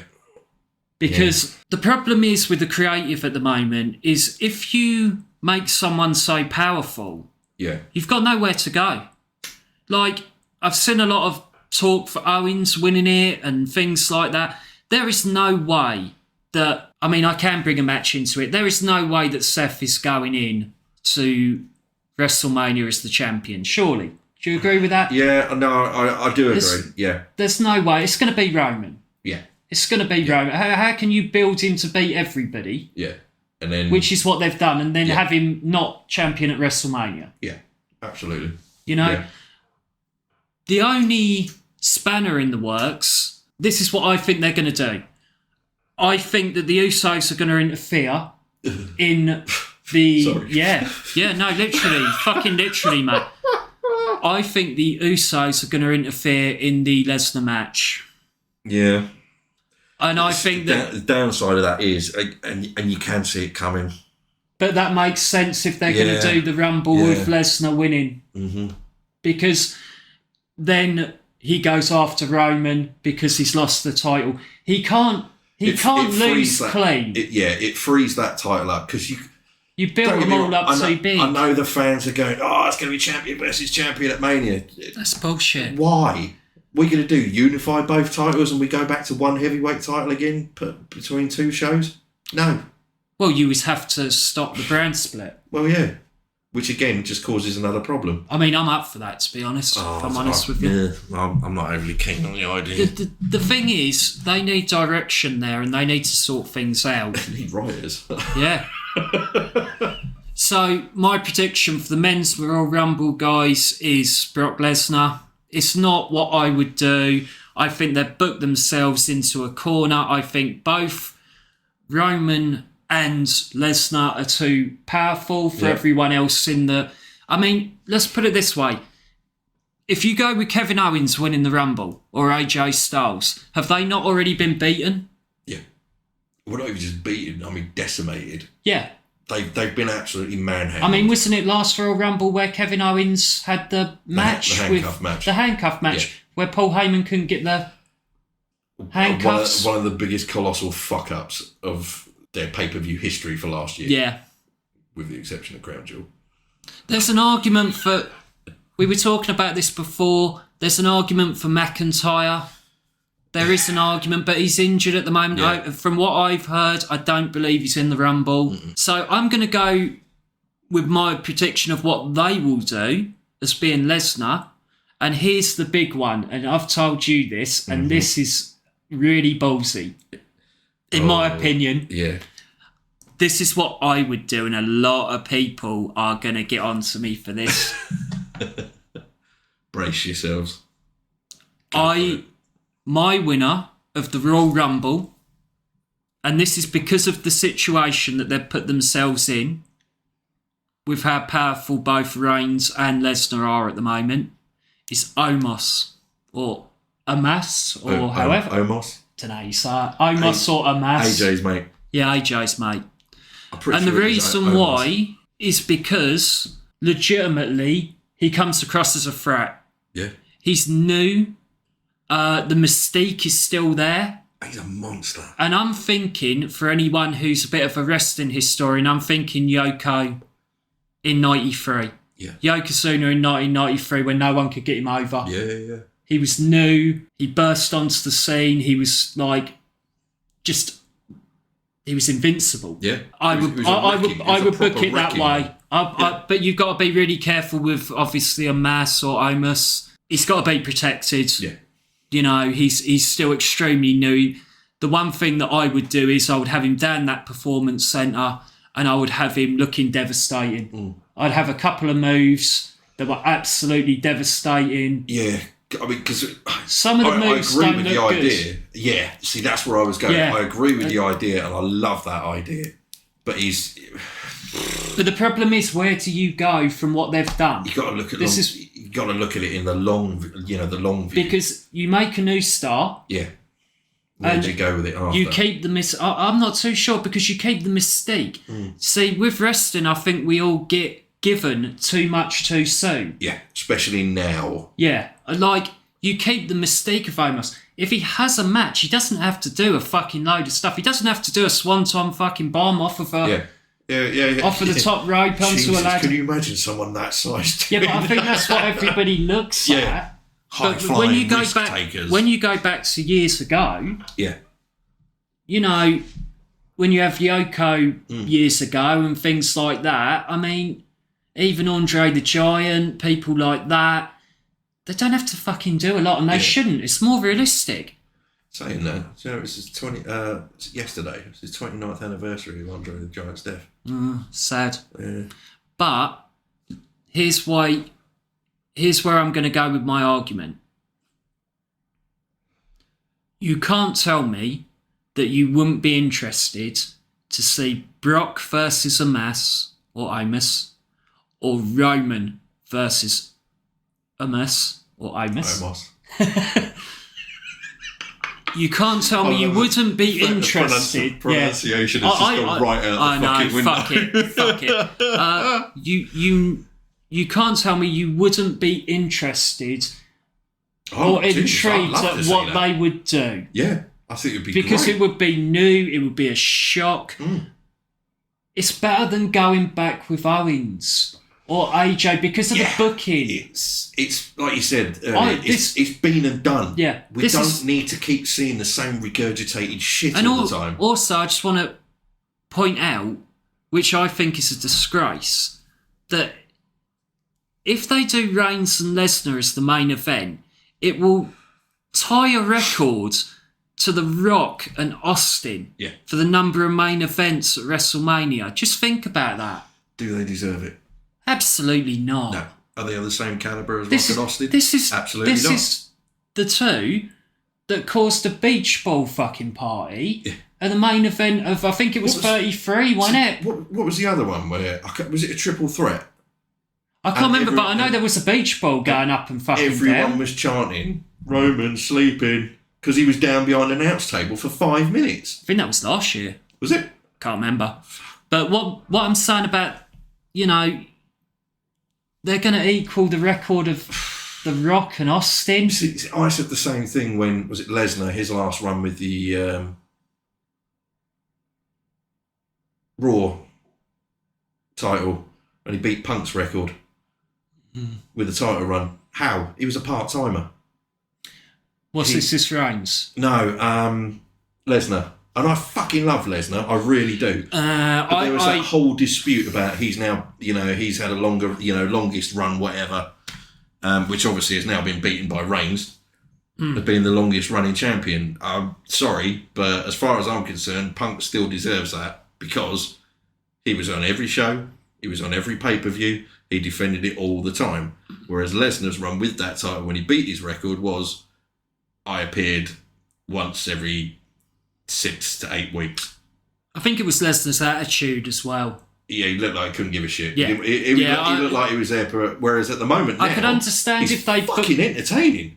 Yeah, I could understand if they booked it as it was a big deal for the champion to come and he was up for it and stuff like that. But not being funny. If you remember Lesnar when he first started, he was really technical. The next big thing. Yeah, and he was pretty technical. God, I mean, this Lesnar, this incarnation that we've got, all he does is just do bellies, doesn't he? Yes, Suplex City. I don't give a shit. Do something else. Yeah, but we don't need to do 20 of the fuckers and bore the shit out of everyone, I do we? found by pure fluke, and I'd never even seen this before, it was, you know, obviously Brock before he was the Brock Lesnar, which he is now.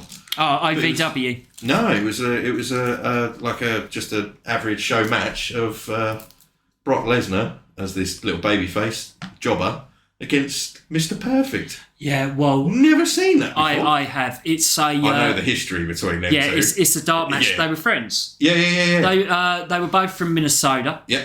And Kurt took Brock under his wing, and unfortunately they had a little bit of a falling out in something called the Plane Ride from Hell. Dark Side of the Ring. Yeah, watch it. Yeah. Oh my God. You guys watch it. Dark Side of the Ring.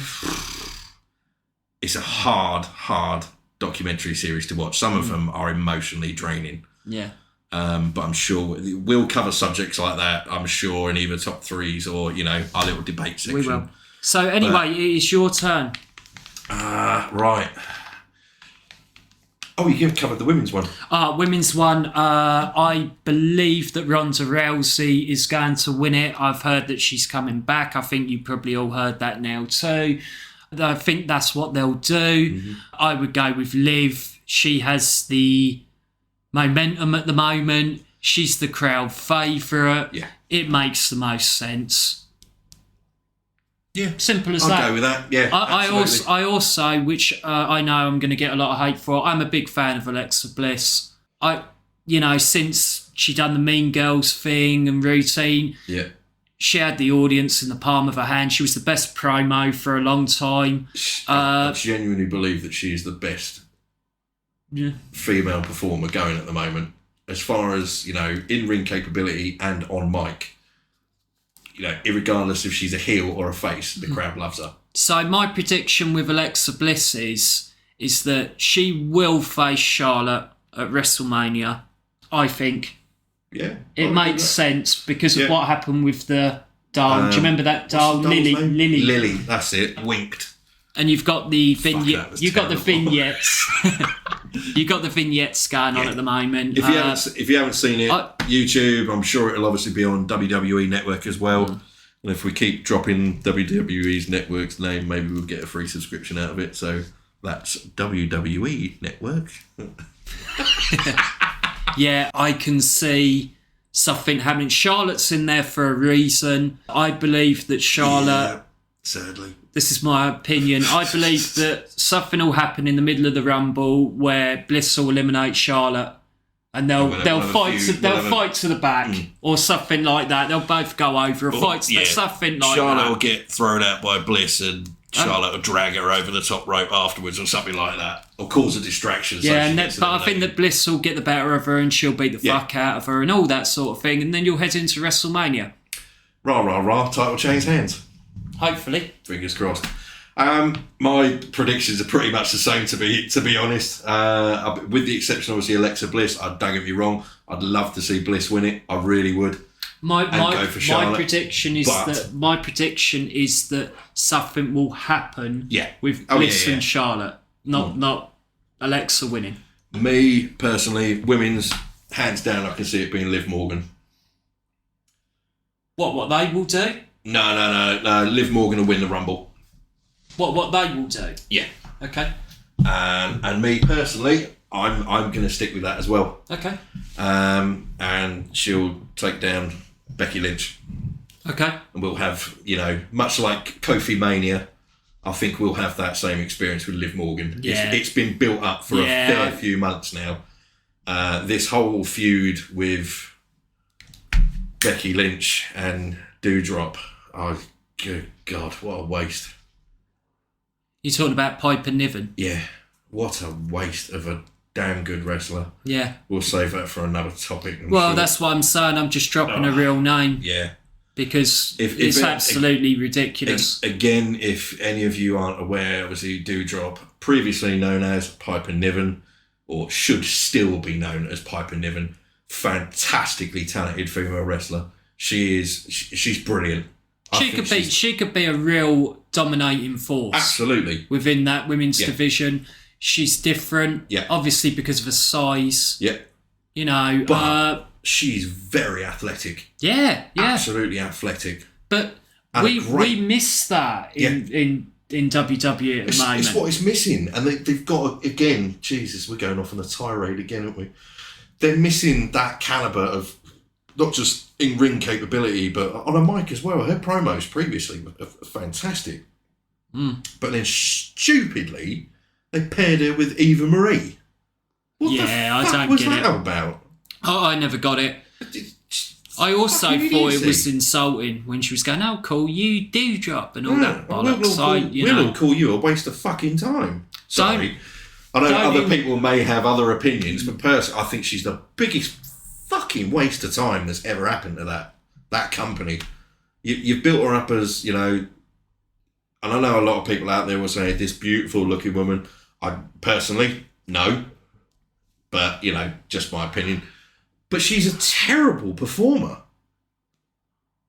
She's sorry, the only reason I'm not talking is shit. One, I'm having a cigarette, and two, we've gone off so far from what we were talking about. I know, yeah, we're going from a Rumble predictions, and I've gone off on a tirade about Eva Marie. Who gives a shit? Yeah, anyway, it's episode number 1. Who cares? Anyway. You'll be lucky if you get it. It probably ain't even recorded. Right. My prediction, Women's Rumble, Liv Morgan wins. What I think WWE are going to do, I think they're going to give it to Liv Morgan. If Rousey turns up, yeah, all right, I can see that happening. I do agree with you on that. Okay, so just to interject, if Rousey's music hits, you change your mind. If Joan Jett and the Black Arts kicks in, then we're all in for being very fucking disappointed. I tell you what, she is going to get some fucking welcome. Oh, what do you think? Good or bad? Bad. I think it's going to be hostile. And I don't think it's going to be good heat either. No. For those of you who don't know, or aren't aware, Ronda Rousey, what were we saying, a couple of years ago or a year ago or something like that? Well, she attacked the very negative wrestling fans, didn't she? She said they were all ungrateful. Yeah. She did a similar thing in UFC. Yeah. There were some very derogatory terms for fans. I think there might have been a couple about performers as well. How true that is, I don't know. But it is true because if you remember, I mean, I'm not a greatest fan, but Nia Jax did tweet back, I can't wait to see you in the locker room then. Do you remember that? Or something along them lines? Those lines, yeah. Yeah. It's so, if they do go down that line and bring her back and, Joan Jett starts playing, I think you're going to be close to an actual tirade of verbal abuse from fans. Young and old, I think. Yeah. But so yeah, I'm sticking with Liv Morgan. I think she deserves it at this time, and I think the push has gone on long enough that if they do put her to WrestleMania against Becky Lynch and she loses, what a waste of fucking time. Absolute waste That's of a time. possibility with them. You never know what they're going to do. I mean, I'll go along with Liv. I mean, Bianca's there and she's mega talented. I just don't see Bianca and Becky as a WrestleMania main event.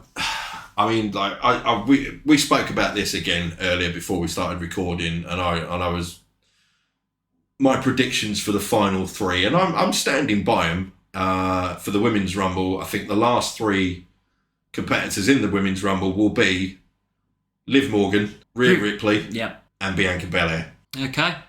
Anyone before that couldn't give a monkeys, to be fair. If you're going to bring this new blood forward and start giving them the push they bloody deserve, and I know Bianca Belair has had her WrestleMania moment, and I know she was also just... But she was humiliated, really, wasn't she? I mean, was it SummerSlam? Yeah, Becky Lynch. I mean, she come back and she squashed her. What was the point? You know. Absolutely ridiculous. Anyway, that's another... I'm not even going to go into that. My predictions for the men's, ironically, are same with you. Lesnar. I can't see... How can they not be? I can't see anyone else. That like we also discussed earlier, that line, I had a look over the last couple of days of the lineup of competitors for the Men's Royal Rumble, and I can quite honestly and very happily say that is the biggest pile of shite I've seen in a long time. It's a terrible. I just can't see where you go. I can't see where you go. You've already had Roman beat everyone. Yeah. You've had day one where most of the top talent was in the match and Lesnar won. Yeah. You've got Bobby Lashley and Lesnar at the Royal Rumble. Yeah. I can't see... Where's it going to go? Yeah. It can't but go I warned you with this, didn't I? Do you remember I said back before... I think it was Survivor Series. Yeah. I said they are really booking themselves into a corner. Big time. Brock, if you were going to go with Brock, he should have come back for this Rumble. Yeah. Oh, God, yeah. Yeah, and made gone from the Rumble and made a beeline straight to Mania and take the title. Job done. That's it. End of story. We've got to remember that Brock and Roman has already happened. It happened at Crown Jewel. Yep. Let's not even go there with that. Do you know what? I think that we save our other topic for another time. Yeah. I think we've gone on long enough. Oh. What do you think? Oh, stuff it. Yeah. Do you know what? Yeah, I'm absolutely fine with that. Because we've kept the Rumble theme. Yeah. And I think as a first podcast, I think it's been pretty successful. Yeah. And I think that topic... Otherwise, we could go on for... this is going to be a 6-hour podcast. Otherwise. Yeah, and that's what I'm thinking. The poor audience. I mean, if, you know...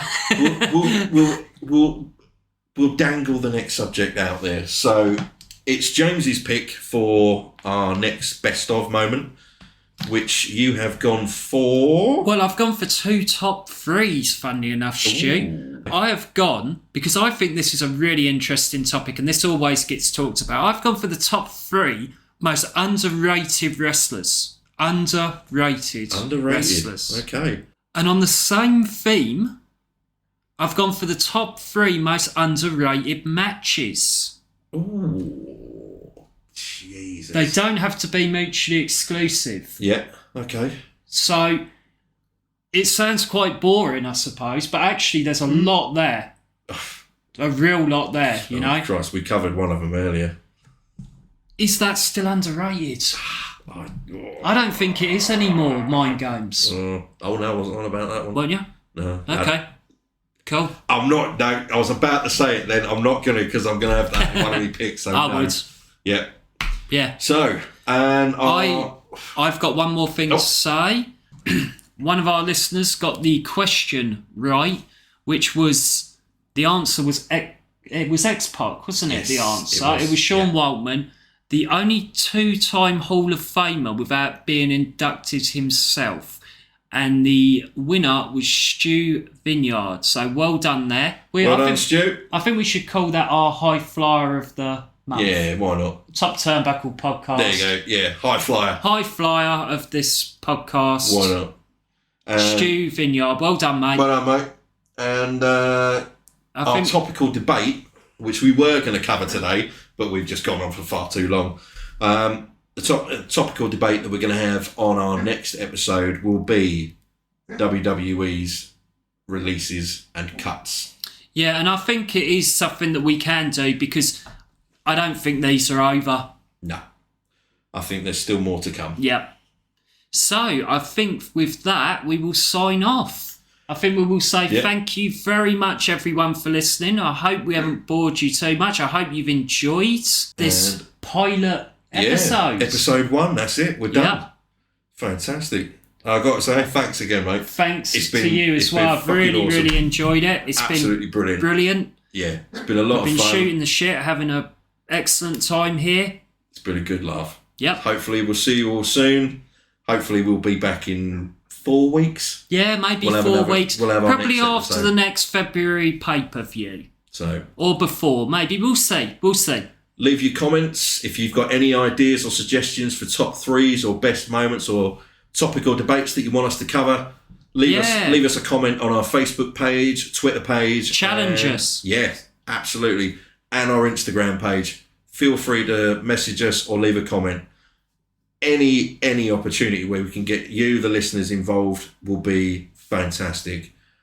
And one more time, thank you ever so much for tuning in. Thank you and goodbye. Laters. Good night.